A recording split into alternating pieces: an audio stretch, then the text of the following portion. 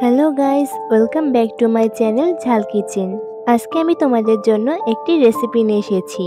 গরমে নিজের শরীরটাকে একটু ঠান্ডা করার জন্য এই রেসিপিটি তোমরা একবার বাসায় ট্রাই করে দেখতে পারো।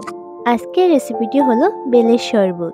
এই ঠান্ডা ঠান্ডা বেলের শরবতের রেসিপিটি দেখার আগে তোমরা যদি আমাদের চ্যানেলটাকে এখনো সাবস্ক্রাইব করে না থাকো তাহলে এখনই করে ফেলো। আর যারা সাবস্ক্রাইব করেছে তাদেরকে থ্যাঙ্কস, তোমরা এভাবেই আমাদেরকে সাপোর্ট করে যাও।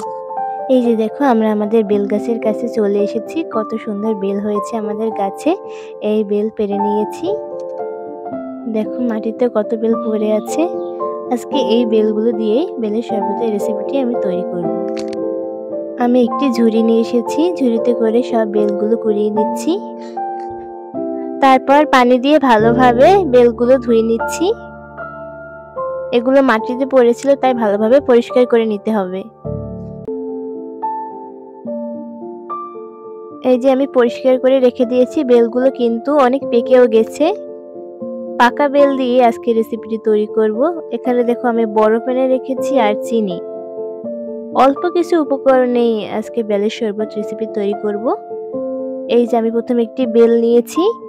বেলটা ফাটিয়ে নিচ্ছি।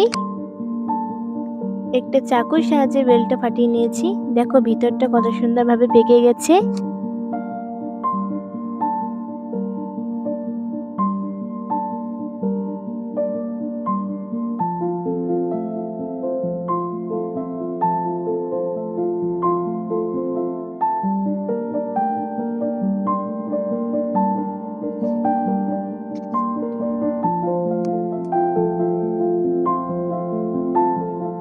এই বেলের অংশ তুলে নেওয়া হয়ে গেলে তারপর এর থেকে আমি বিচিগুলো তুলে নিচ্ছি।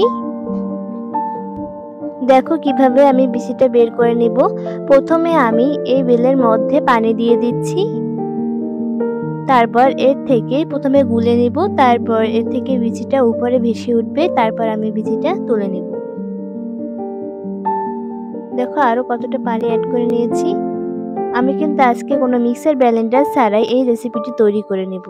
যাদের মিক্সার ব্লেন্ডার নেই তারাও এভাবে তৈরি করে নিতে পারো।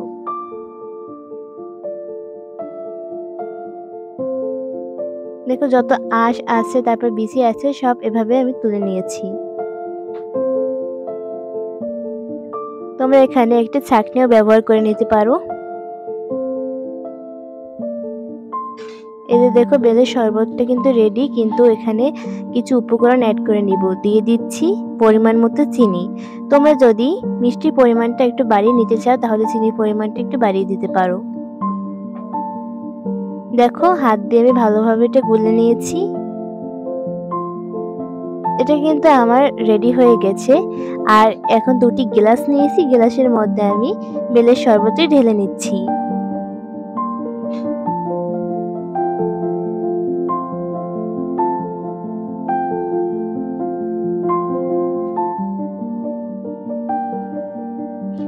এরপর এই বেলের শরবতটি ঠান্ডা করার জন্য আমি দিয়ে দিব বরফের টুকরো।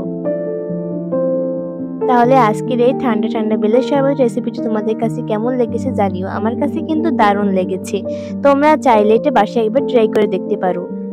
আরো নতুন ধরনের রেসিপি, মজাদার রেসিপি পেতে আমাদের চ্যানেলটিকে সাবস্ক্রাইব করুন, লাইক করুন, শেয়ার করুন। বাই বাই, দেখা হচ্ছে পরের রেসিপিতে।